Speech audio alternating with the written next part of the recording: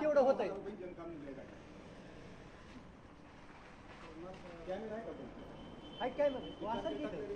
शनिवारी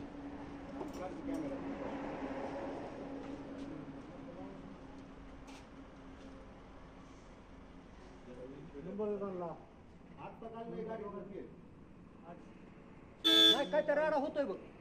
तेवढं खरं आहे.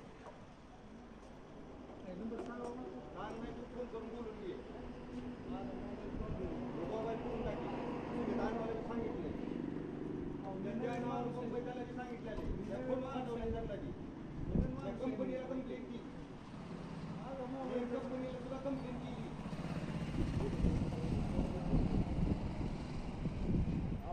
तिसरी वेळेस